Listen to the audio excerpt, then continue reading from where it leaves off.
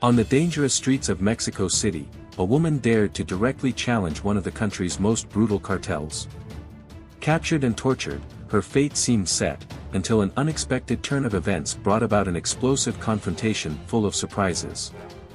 Want to find out what really happened to this woman who faced the impossible? Sit back now, put on your headphones and get ready to dive into this impactful story.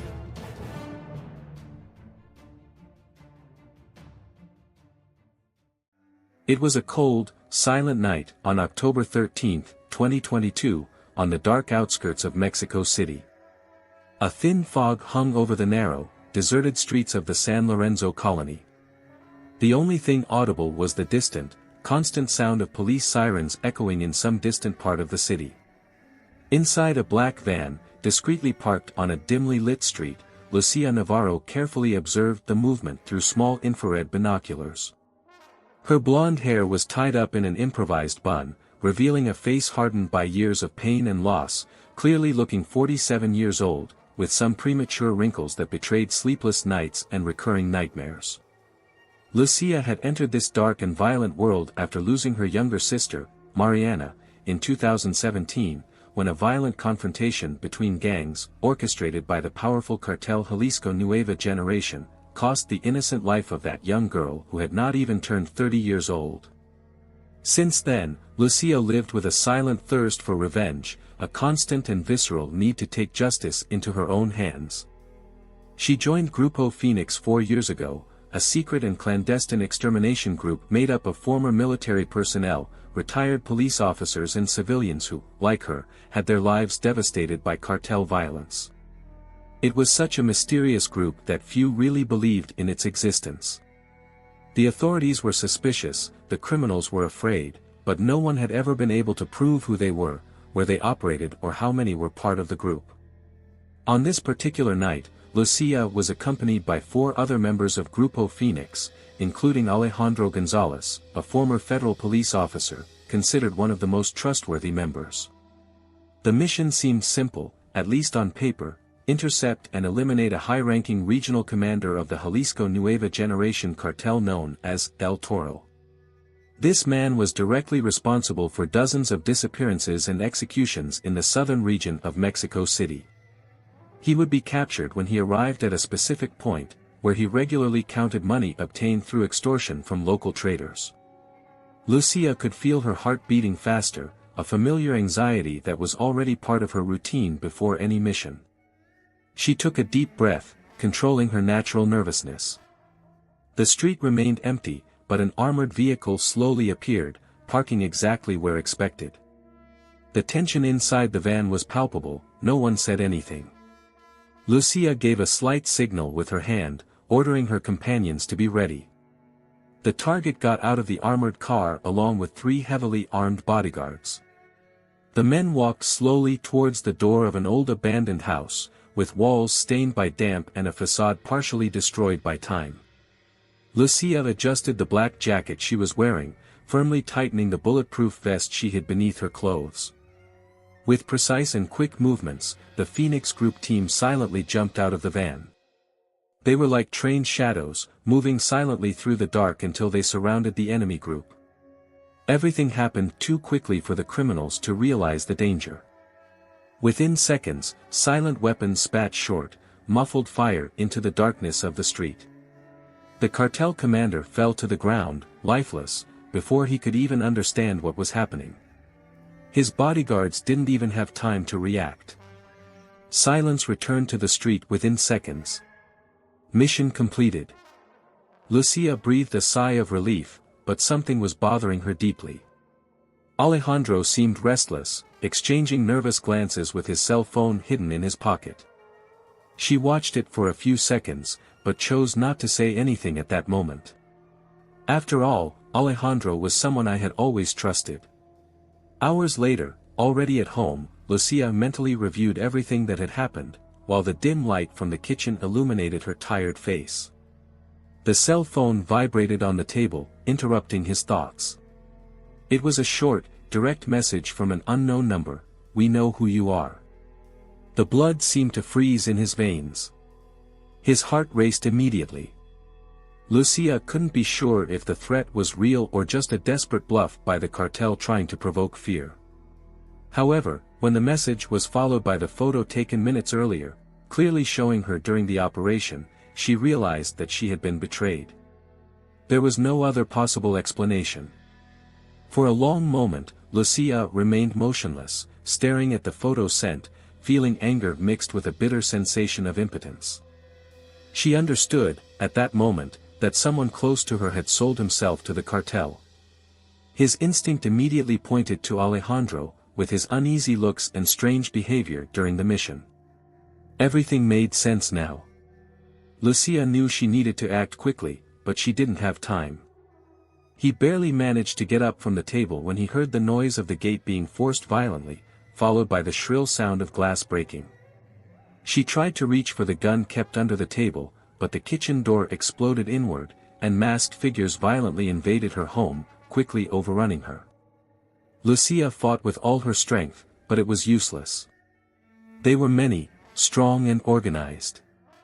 Within minutes, Lucia was immobilized and taken away, while a blindfold was placed over her eyes, plunging her into a dark and silent world. During the journey, she could feel the metallic taste of the blood in her mouth and her body was sore from the blows she received during the confrontation. As the vehicle sped through the dark, deserted city, Lucia knew exactly what awaited her in the hands of the cartel. However, even in the face of the approaching brutal reality, she regretted nothing. Her private war against the cartel was far from over, and as long as there was a breath of life in her body, Lucia Navarro would never give up. At that moment, as the vehicle disappeared into the dark streets of Mexico City, Lucia silently promised herself that she would do everything to survive, no matter what the cost. Their battle was not over yet. She would face any hell necessary, as revenge for Mariana and the fight against the cartel were worth any sacrifice. Lucia didn't know it yet, but that would only be the beginning of the most difficult and darkest moment of her life. The following morning, Lucia had completely lost track of time. His head throbbed with pain, and his entire body was sore, the result of the repeated attacks he had suffered over the last few hours. I was in a dark, damp, cold room, probably in one of the many abandoned warehouses on the outskirts of Mexico City. A strong smell of mold and rust permeated the air, and she could hear steady drops of water falling in a nearby corner. She was sitting on the concrete floor, her hands tied behind her back, tied tightly with plastic straps. She had been interrogated for hours, subjected to all types of humiliation and psychological suffering. Even so, he remained firm, without revealing a single detail about the Phoenix Group's members or hiding places. Lucia regretted nothing. On the contrary, every pain he felt further strengthened his determination to resist and survive to fulfill his promise of revenge. His breathing was heavy, and the bitter taste of blood still lingered in his mouth. However, she mentally repeated the same mantra: she would survive and make those criminals pay dearly. After a few minutes of absolute silence, he heard strong, determined footsteps approaching. The metal door creaked violently as it was opened, casting a blinding light onto his bruised face. She closed her eyes momentarily due to the pain caused by the brightness, but when she slowly reopened them, her vision became clear. It was Alejandro, standing right in front of her, looking at her with an expression of guilt mixed with a frightening coldness. For a few seconds, Lucia just stared at the man she had considered a brother within the group. He didn't say a single word, but his eyes clearly communicated the deep contempt he felt at that moment. Alejandro was visibly uncomfortable, unable to keep his gaze fixed on her, shifting his gaze to the side. It was he who broke the silence first, trying to justify his betrayal with weak and empty arguments about money, personal security, and false promises from the cartel. Lucia, however, did not respond, remaining completely still, indifferent to his words. Alejandro realized he couldn't get forgiveness and gave up, leaving her alone in the dark room again. More hours passed, and Lucia felt her strength slowly diminishing. His consciousness oscillated between moments of lucidity and brief faints. But, even weakened, she continued to bravely resist the constant questions asked by cartel members, who returned frequently, trying to break her determination at any cost. Finally, at dawn the next day, the cartel lost patience. They decided to give a clear message to the community, showing what would happen to anyone who dared to stand up to them.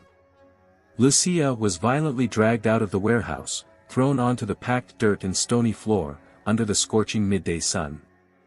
The blue, cloudless sky seemed indifferent to the brutality that was about to occur. The street was completely empty, silent. There was no sign that anyone would come to his rescue. Soon, Lucia saw several criminals arriving at the scene, heavily armed, strategically positioning themselves around her. A man began positioning a camera on a tripod, pointing directly at his face, preparing to film the public execution. Lucia felt the burning heat of the sun burning her skin, and sweat mixed with the dried blood on her face. He knew his chances of surviving were slim at that moment. His breathing quickened, not from the fear of death, but from the frustration of perhaps not being able to keep his promise. A woman, the cartel's regional leader, approached slowly. His steps were firm, determined, demonstrating complete control of the situation. He was young, but he carried marks on his face from the violence he commanded daily. She crouched down in front of Lucia, staring at her with contempt. He began to provoke her, trying to humiliate her with aggressive and mocking words, belittling the Phoenix group, stating that soon they would all be captured and eliminated like her. However, even weakened and with no apparent hope, Lucia gathered all the courage and strength that still remained in her body, slowly raised her head and faced the woman with cold, deep and defiant eyes.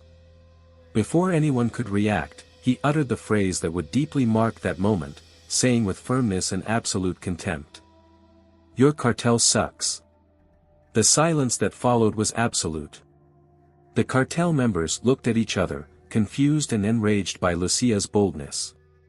The leader, overcome with anger, immediately stood up, pulling a gun from her waist, pointing it directly at her head. Lucia slowly closed her eyes, expecting the worst. However, before the woman could fire, the silence was violently broken by the deafening sounds of engines revving in the distance, quickly growing in intensity. Several black vehicles suddenly appeared on nearby corners, advancing at maximum speed directly towards where Lucia was. It was the Phoenix group arriving to rescue her. The cartel went into complete despair. The confrontation instantly exploded into a violent exchange of gunfire. Lucia, despite being exhausted and injured, took advantage of the confusion to crawl with all her remaining strength, moving away from the criminals. Bullets whizzed past his head, hitting walls, floors and bodies along the way. Explosions echoed through the streets, mixed with the desperate screams of criminals trying to resist. Someone from the group caught up with Lucia and quickly pulled her behind one of the armored vehicles, protecting her from the bullets that were flying in no defined direction. She recognized the man's face immediately, relieved. It was Daniel, the group's operational leader, who ordered his companions to quickly take her to a safe location. Lucia then entered one of the armored vehicles, where, protected, she finally felt her strength leave her injured body. As the chaos of the confrontation continued outside, she realized that, for the second time in her life, she had managed to survive the hell, thanks to the group that, now more than ever, was her true family. As the vehicle drove away from the confrontation, Lucia slowly closed her eyes, knowing it wasn't over yet. The battle would continue, and the price of that betrayal would be paid with interest by the cartel and by Alejandro. That was just the beginning of the true revenge that she, without a doubt, would take to its ultimate consequences. The armored vehicle traveled through narrow, poorly paved streets on the outskirts of Mexico City at high speed. Inside it, Lucia felt her heart racing, as she watched through the window the old buildings, painted with graffiti, that passed quickly before her tired eyes. His breathing was heavy, and each jolt increased the pain caused by his fresh wounds. Still, an intense feeling of relief and gratitude took over his mind. They soon arrived at an improvised hiding place in an old abandoned warehouse in the Iztapalapa neighborhood. Upon exiting the vehicle, Lucia was quickly supported by Daniel and other members of Grupo Phoenix.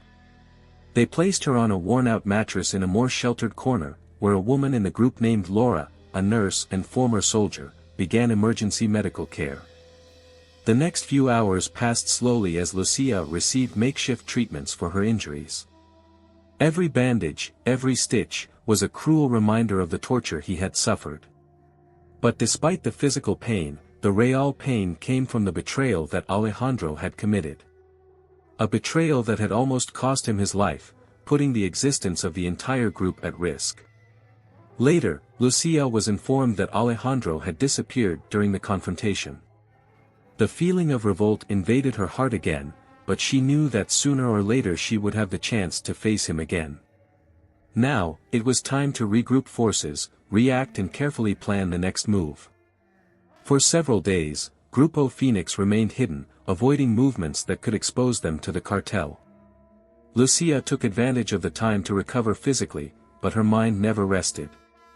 Day and night, she mentally reviewed every detail of the events, every mistake she made, every sign she should have noticed before it was too late. Finally, on a dark and silent night, a trusted informant brought news that changed everything. Alejandro had been located by the cartel and was under protection in a heavily guarded mansion in the Coyoacán neighborhood. The cartel kept him close to extract information, but also to protect him, as they knew that Grupo Phoenix would not let betrayal go unpunished.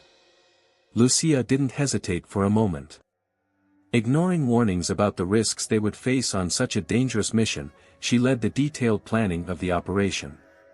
It would be a risky action, but extremely necessary to re-establish respect and show the cartel that Grupo Phoenix was still strong, active and willing to go to extreme lengths. At 2 a.m. on October 28, 2022, the team silently positioned themselves in the vicinity of the mansion. Lucia, her face still marked by bruises, carried with her a renewed determination, stronger than ever. He carefully observed the armed guards who patrolled the property, analyzing each step, each interval between rounds, meticulously calculating the ideal moment to attack. In a matter of seconds, the attack began. The group acted with surgical precision, quickly neutralizing the guards without giving them a chance to react. They were soon inside the mansion, which was taken over by absolute chaos.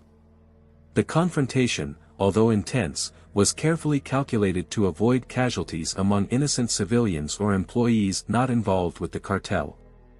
Lucia advanced to the second floor of the house, protected by Daniel and 3 other members of the group.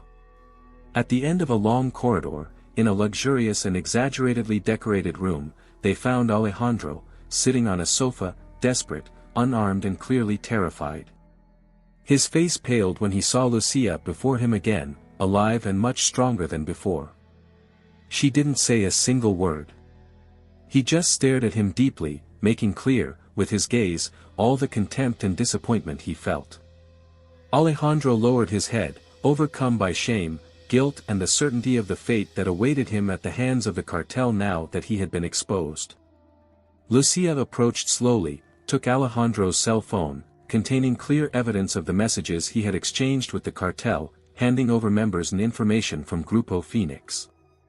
I knew exactly what to do with it. Alejandro's true punishment would be to leave him behind, unprotected, at the mercy of those he had betrayed. Without saying anything at all, Lucia and the Phoenix group left the mansion, leaving Alejandro to his own fate. Shortly afterwards, with the arrival of the police, all the files found on the cell phone were anonymously leaked to the authorities, exposing Alejandro as a traitor to both the cartel and his former allies. In the following days, news of the capture and dismantling of several Jalisco Nueva Generation cartel operations quickly spread throughout Mexico City thanks to the recovered information.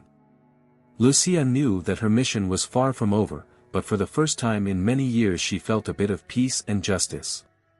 Days later, on a peaceful dawn, Lucia was sitting on the edge of a small balcony of a new hideout, watching the sun slowly rise over the city. His body was still weak, but his soul was stronger than it had ever been before. Deep down, I knew that the war against the cartels would never end. However, as long as there were people willing to fight, there was hope. Lucia Navarro would remain firm, resisting alongside Grupo Phoenix, facing any necessary sacrifice.